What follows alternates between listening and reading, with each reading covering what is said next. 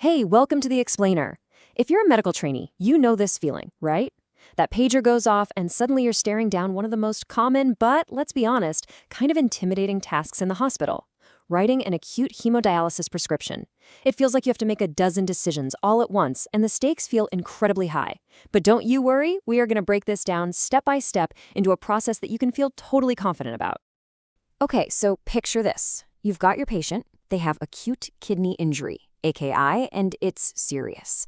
The nephrologist comes by, confirms they need dialysis, then looks at you and says, "Go ahead and write the order." And your mind just starts racing. What dialyzer? What should the blood flow rate be? What about the potassium bath? It is a lot to juggle under pressure. But you know what? Every complex order is really just a series of simple decisions, and we're going to walk through them one by one.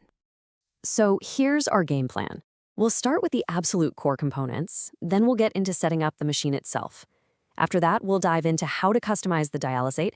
That's the fun part. Then we'll tackle fluid removal and wrap up with monitoring. By the time we're done here, you're going to have a solid framework for any patient who needs acute dialysis. All right, let's dive into section 1, the core components. Think of these as the fundamental building blocks for every single prescription you're going to write. If you get these right, you are already way ahead of the game. Essentially, these are the main dials you need to set. You're choosing the filter or dialyzer, you're setting how long the session is and how fast the blood flows, you're customizing that cleaning fluid, the dialysate, you're defining the fluid removal goal, and you're making a call on anticoagulation. We're going to hit on pretty much all of these today. Moving right along to section 2, setting the machine. Now we're talking about the hardware, the physical parts that you have direct control over, like the dialyzer membrane and, of course, the flow rates. So this is actually a pretty big deal. Back in the day, cellulose membranes were common, but they were what we call bioincompatible.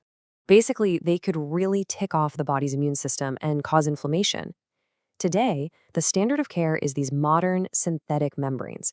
They are way more biocompatible, which means fewer complications and maybe even better chances of the patient's own kidneys recovering. So for your prescription, synthetic is definitely the way to go. Next up, how long should the treatment be?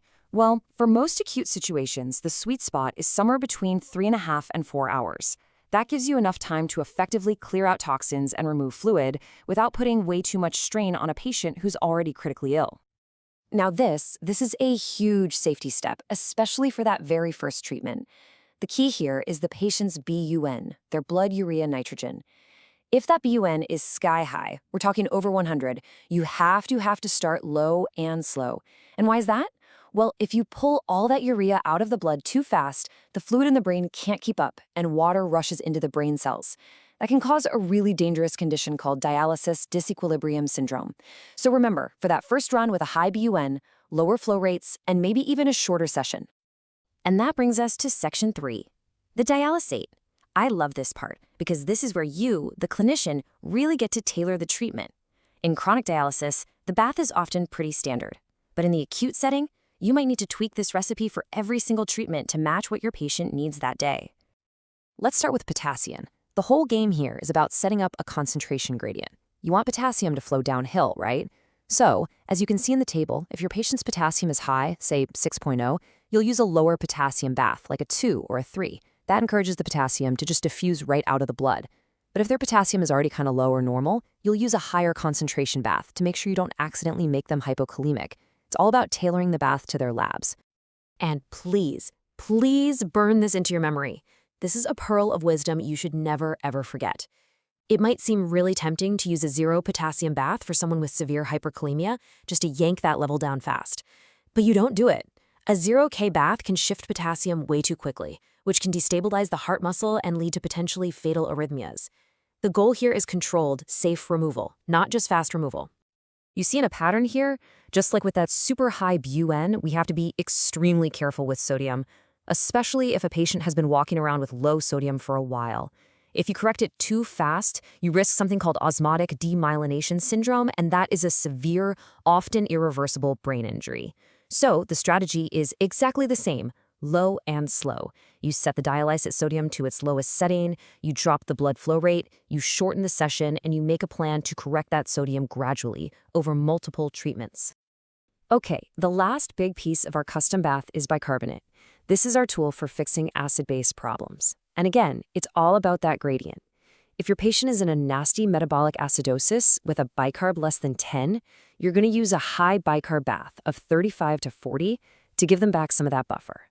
But on the flip side, if they're in a metabolic alkalosis, you'll use a lower bicarb bath, around 25 to 30, to help bring their pH back towards normal. All right, let's move on to section 4, and this is a big one, managing fluid removal. Honestly, this can be the trickiest part of acute HD. How do you pull off all that excess fluid, or ultrafiltrate, without making your patient's blood pressure crash? I really want you to get this because it's a huge mental shift. The goal of fluid removal in a critically ill AKI patient is totally different from a stable chronic dialysis patient. For chronic patients, we're often chasing an estimated dry weight. But for a sick hospitalized patient, that extra volume might be the only thing keeping their blood pressure up. So your number one goal is maintaining hemodynamic stability, not just hitting some number on a scale. So what do you do when their blood pressure inevitably starts to drop during the treatment? This slide is your toolkit. Your first move, always, is to reduce or even stop the ultrafiltration. You can also give fluid boluses, use a cooler dialysate to help their blood vessels constrict, or even consider medications like midodrine. And for future treatments, you can plan for a gentler ride by increasing how often or how long their sessions are. Okay, we're in the home stretch. Our final section, monitoring and recovery. You've written a great prescription, the treatment is running, but your job is not over. Now it's all about watching the patient and looking for those little clues that their own kidneys are starting to wake up. So here's your checklist. Most important thing, you have to review labs before every single session because your patient's needs can change literally overnight. For anyone with a heart history, make sure they are on telemetry so you can watch for any arrhythmias. A quick pro tip, if you're checking labs after dialysis, wait an hour or two for things to even out. And always, always be on the lookout for signs of recovery, especially an increase in their urine output. That's your signal that they might not need dialysis for much longer.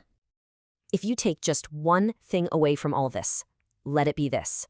The acute hemodialysis prescription is not a static one-and-done order. Not at all. It's a dynamic tool. It's a living, breathing document that you have to reassess every single day. Their labs, their fluid status, their overall condition, and then you tailor the prescription to what they need right now. And that really gets to the heart of it, doesn't it? Writing today's order, well, that's just the first step. The real art, the real skill, is taking all the new data, the new labs, the changes in urine output, the blood pressure trends, and using it to write an even better, smarter prescription for tomorrow. It's a continuous cycle of adjustment and refinement, and now you have the framework to do it with confidence.